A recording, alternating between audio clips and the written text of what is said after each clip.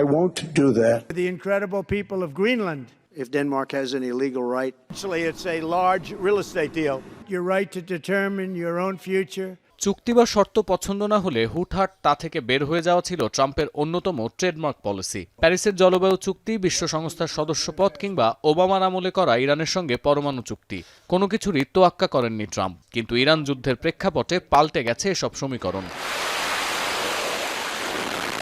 সাম্প্রতিক হামলার পর ইরানের বিপ্লবী গার্ড কর্পসের আগেই জুনের সমঝোতা স্মারক বাতিল করে দেন ট্রাম্প। কিন্তু এই চুক্তিটি ইরানের চেয়েও যুক্তরাষ্ট্রের জন্য বেশি গুরুত্বপূর্ণ ছিল। স্মারকে সইয়ের পর খোদ ট্রাম্প বলেছিলেন এর মধ্য দিয়ে চিরতরে বন্ধ হয়ে যাবে ইরানের পরমাণু কর্মসূচি। 3000 বছর পর মধ্যপ্রাচ্যে প্রতিষ্ঠিত হবে প্রকৃত শান্তি। কিন্তু চুক্তি যখন টিকল না, তখন ভোল পাল্টে ট্রাম্প বললেন এই স্মারক ইরানের জন্য একটি পরীক্ষা ছিল যেখানে তারা ফেল করেছে। কিন্তু সিএনএন-এর বিশ্লেষণ, হরমুজের নিয়ন্ত্রণ নিয়ে দ্বন্দ্ব থাকায় চুক্তি থেকে আসলে বের হয়ে যায় ইরান। হামলা চালানো হয় সিঙ্গাপুর, পানামা কিংবা সাইপ্রাসের পতাকাবাহী জাহাজে। আর এটি ছিল ট্রাম্পের কৌশলকে অনুসরণ করে তাকেই বিপদে ফেলা। বিশ্বকাপ দেখুন বায়োস্কোপ প্লাসে, সব নেটওয়ার্কে, সব ডিভাইসে।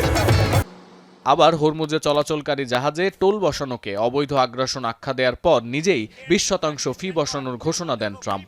এর 24 ঘন্টা যেতে না যেতেই সেই হুমকি প্রত্যাহারেরও ঘোষণা দিয়েছেন তিনি, যা প্রমাণ করে ইরানের বিরুদ্ধে চাপ প্রয়োগ নীতি খুব একটা কাজে আসছে না। এ নিয়ে রসিকতা করেছেন খোদ ইরানের পররাষ্ট্রমন্ত্রী। এক্স পোস্টে লিখেছেন, 20% ফি নেয়া অতি বাড়াবাড়ি, তেহরান ন্যায্য হারেই টোল বসাবে। এসব ঘটনা প্রবাহ প্রমাণ করে ইরানের ফাঁদে এরই মধ্যে পা দিয়ে ফেলেছেন ট্রাম্প। হরমুজ প্রণালীর নিয়ন্ত্রণ কিংবা যুদ্ধবন্ধ কোনো ইস্যুতে আশানুরূপ ফল পাননি মার্কিন প্রেসিডেন্ট। বিশ্লেষকরা বলছেন, এমন পরিস্থিতিতে পরমাণু কর্মসূচি নিয়ে অসন্তোষ সামনে আনা ছাড়া আর কোনো বিকল্প নেই ট্রাম্পের সামনে। If it was the nuclear issue, they could have resolved it in the last year talks.